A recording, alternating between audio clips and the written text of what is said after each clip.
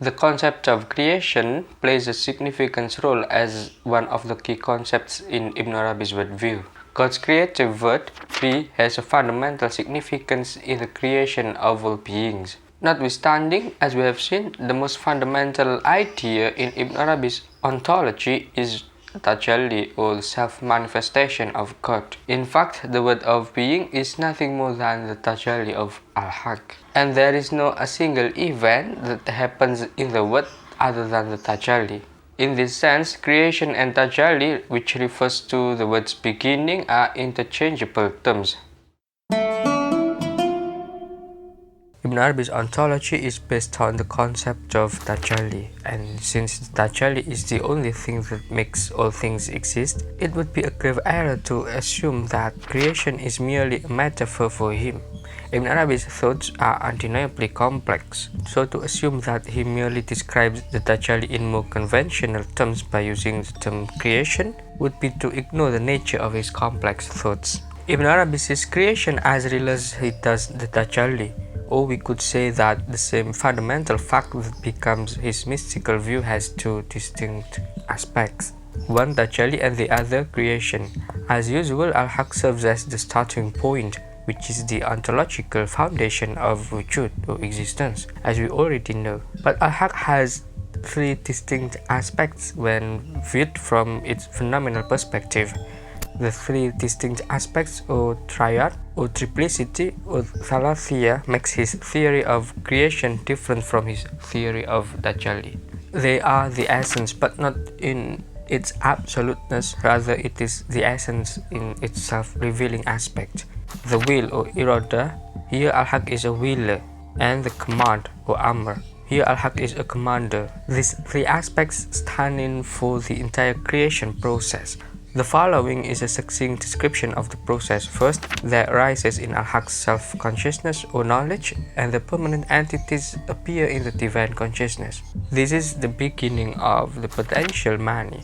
Additionally, the presence of divinity descends from the presence of the essence, or that. It adds the ontological level of the absolute qua absolute.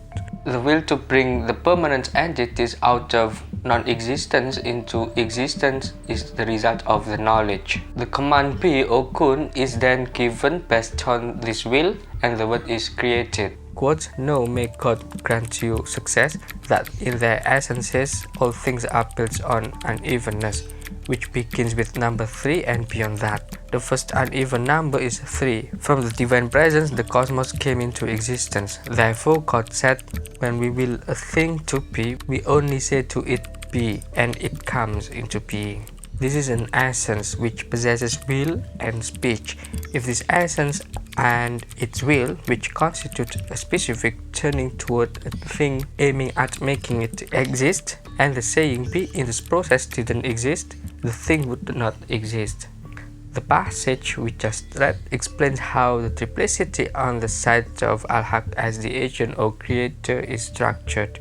However, the creator's triplicity doesn't act on his own to produce any result. The receiver, or the thing to be created, must also exhibit the corresponding triplicity in order for Al-Haq's creative activity to be truly effective.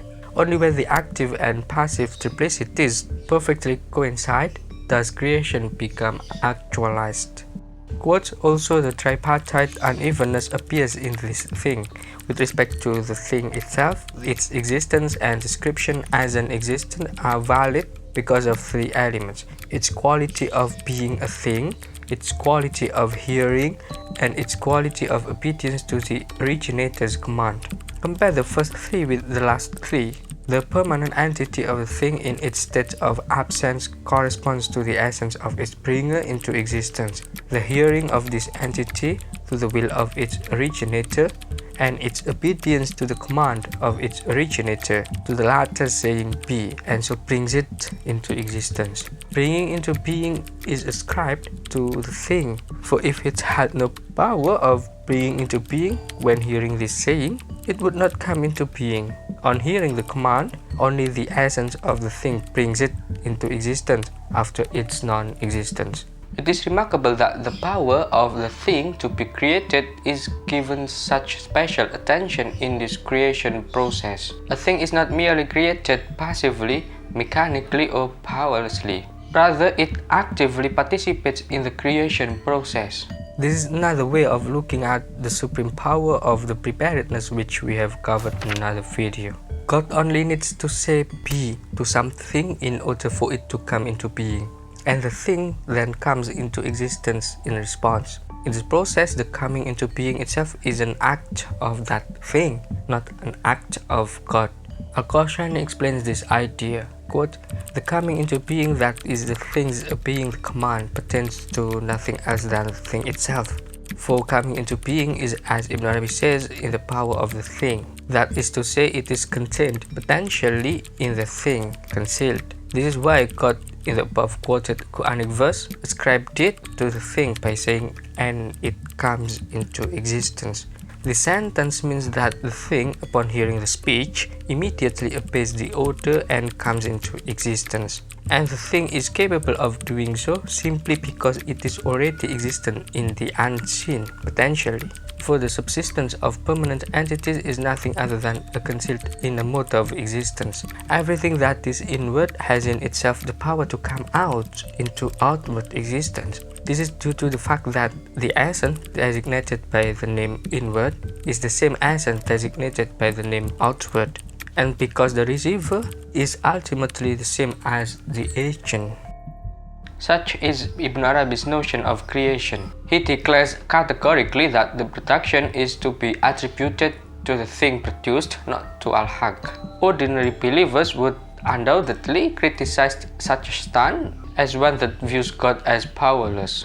However, this stance is not at all blasphemous in the case of those who truly understand the framework of Ibn Arabi's worldview.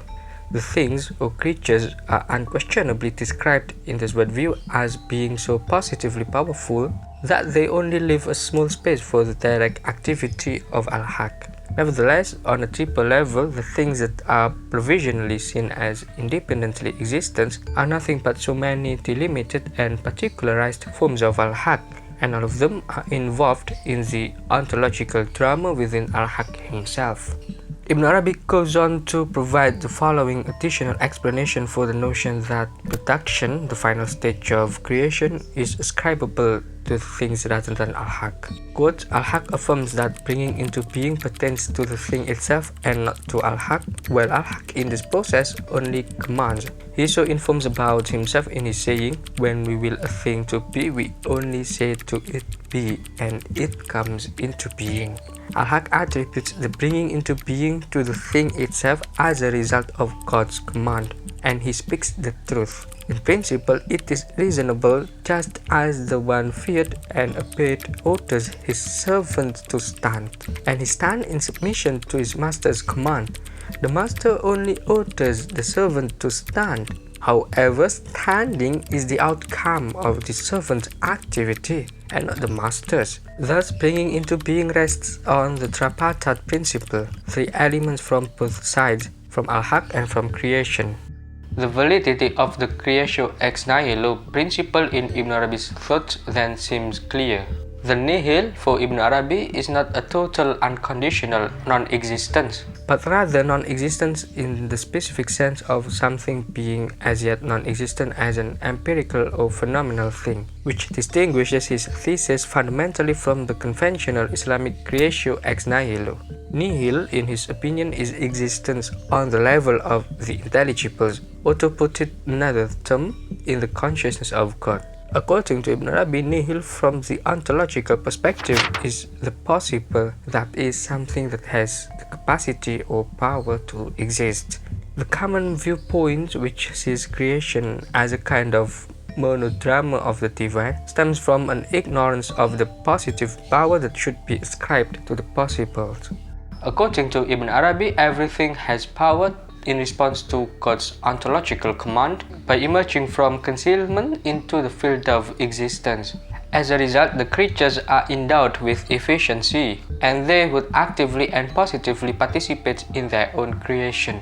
Quote, looking at an artisan who is engaged in molding things out of clay, one might make a superficial observation that the clay has no positive efficiency of its own, and that it lets itself mold it into whatever form the artisan likes. In the view of such a man, the clay in the hands of an artisan is sheer passivity, sheer non-action. He overlooks the important fact that, in reality, the clay on its part positively determines the activity of the artisan. Surely the artisan can make quite a considerable variety of things out of clay, but whatever he may do, he cannot go beyond the narrow limits set by the very nature of the clay.